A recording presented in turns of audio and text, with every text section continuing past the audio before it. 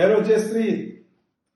From the last time I joined you in Washington, it has been 18 months, 2 more elections, 1 pandemic, and a few gray hairs. But one thing has not changed.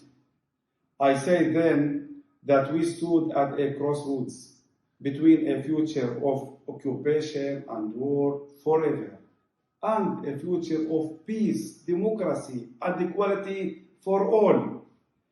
Today, there are many people pushing us toward the path of war and occupation, of racism and apartheid. But if it was not clear before, it is undeniable now. We Palestinian Arab citizens bring the vision and the power to stand up and lead us all toward the future we want for all our children.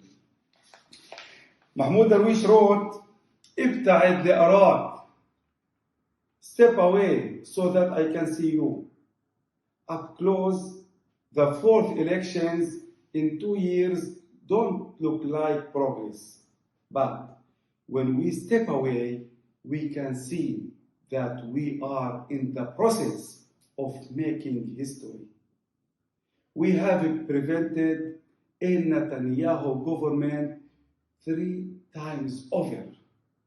We have taken to the streets to stand up for the rights of Arab citizens to live in peace and safety. The political right has tried to make us an enemy, and the center and center-left have tried to make us disappear. But today, no one can deny the political power of 1/5 of the population.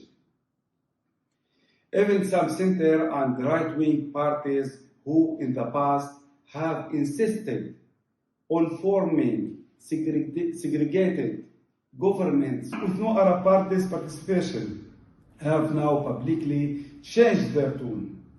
Those who have said they will not rule out working with Palestinian Arab citizens have been rewarded by the voters.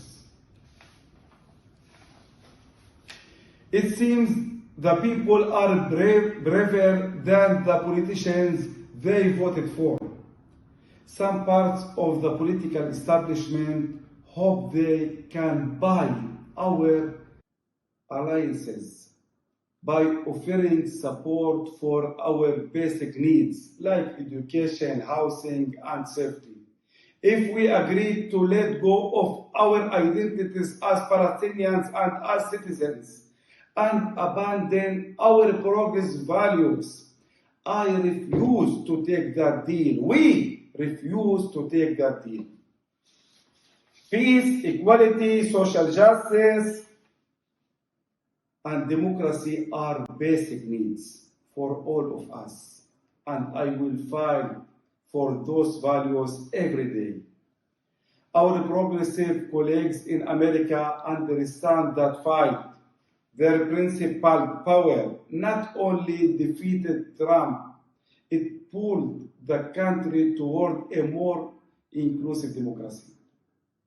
We need that power and the partnership of progressive people around the world to finally topple Netanyahu's corrupt reign and build a democracy that works for all of us. In the last year, I have been so inspired by the movements for racial equality and justice led by Black people in America. They turned their grief, pain, and anger into a powerful force for good, challenging all Americans to look at white supremacy without turning away and to dismantle it. They have stated clearly, Black Lives Matter.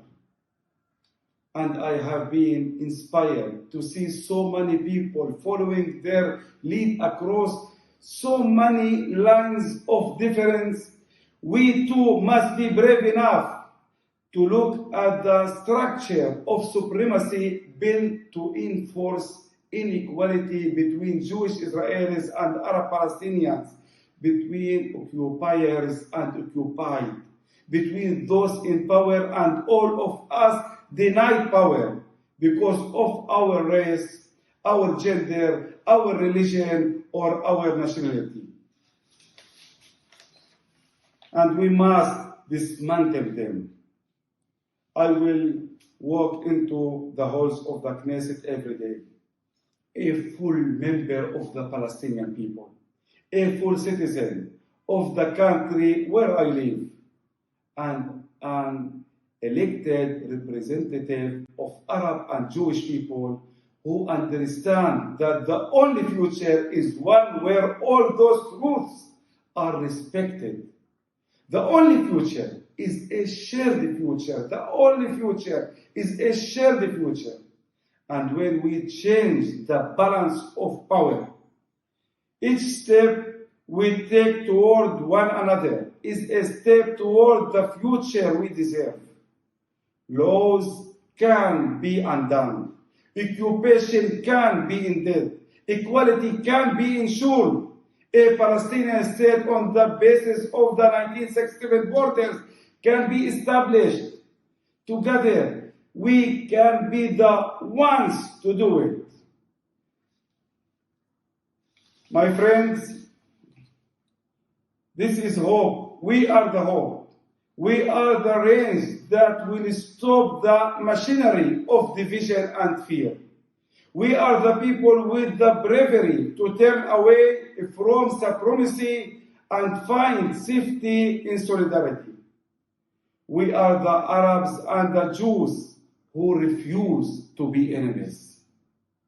And we will push every day toward path of peace, equality, social justice, and democracy for all.